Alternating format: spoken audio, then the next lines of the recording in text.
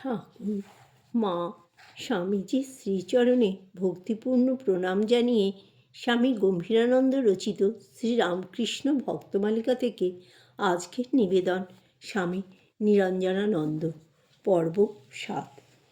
কেদারনাথ কলকাতায় আসিয়া একান্ত মনে একাকী দিবারাত্র নিরঞ্জন মহারাজের সেবায় আত্মনিয়োগ করলেন।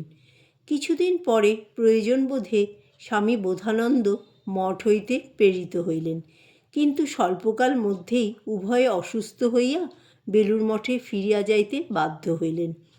অতঃপর স্বামী প্রেমানন্দ সেবার ভার লইলেন। এই সময় অখিল মিস্ত্রির গলিতে অপর একটি বাড়ি ভাড়া করিয়া রোগীকে সেখানে লইয়া যাওয়া হয়। জনৈক ভক্ত ওই বাড়ির ভাড়া এবং চিকিৎসা ও পথ্যাদির সমস্ত ব্যয়ভার বহন করিতে সম্মত হন।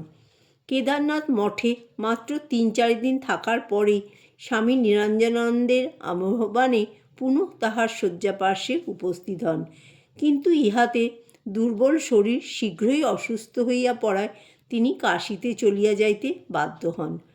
তথায় যাইয়া কেদারনাথ স্বীয় মানসিক অশান্তি জানাইয়া নিরঞ্জন মহারাজকে পত্র লিখিলে তিনি উত্তরে তাহাকে প্রচুর উৎসাহ দিয়া লিখিলেন, জয়রামবাটিতে শ্রী শ্রী মায়ের নিকট যাও, তথায় আমার সহিত দেখা হইবে। নিরঞ্জনানন্দ আশা করিয়াছিলেন তিনি শীঘ্রই সুস্থ হইবেন, কিন্তু শরীর আরও খারাপ হওয়ায় সেবারে তাহার আর জয়রামবাটি যাওয়া হইল না। যাহা হোক, সকলের ঐকান্তিক যত্নে ও ঠাকুরের কৃপায় তিনি দীর্ঘকাল পরে সেই যাত্রা সারিয়া উঠিলেন। স্বামীজি দ্বিতীয়বার আমেরিকা হইতে ভারতে ফিরিয়া আসিলে নিরঞ্জনানন্দ পুনর্বার তাহার সাহচর্য লাভের সুযোগ পাইয়া বিশেষ আনন্দিত হইলেন। 1902 খ্রিস্টাব্দে স্বামীজি যখন কাশীধামে বাস করিতে যান, তখন তিনি তাহার জন্য বাবু কালীকৃষ্ণ ঠাকুরের প্রাসাদোপম বাড়িটি সংগ্রহ করিয়া দেন।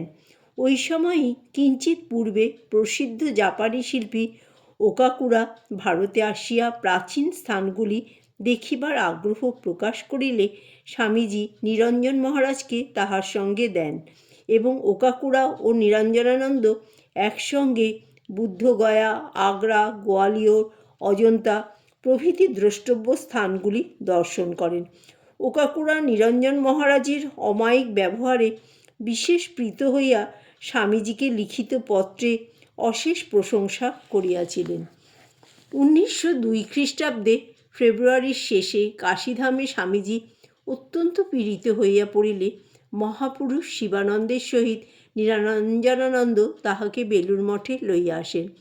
মঠে আসিয়াও সেবায় নিরত নিরঞ্জন মহারাজ পাগড়ি মাথায় যষ্টিহস্তে স্বামীজির দ্বার রক্ষা করিতেন এবং ইহাতেই বিশেষ গৌরব অনুভব করিতেন।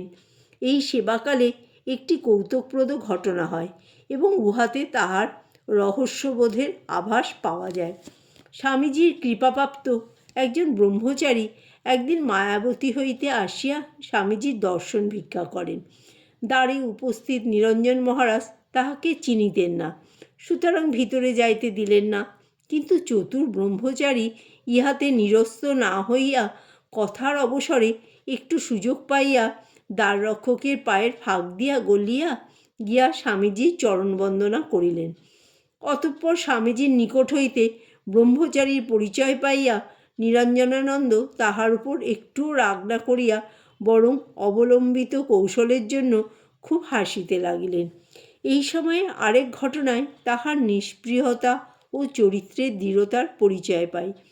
স্বামীজি যখন কাশীতে ছিলেন, তখন কলকাতার কোনো এক ভদ্রলোক কাশীতে একটি শিব মন্দির নির্মাণ করিয়াছেন।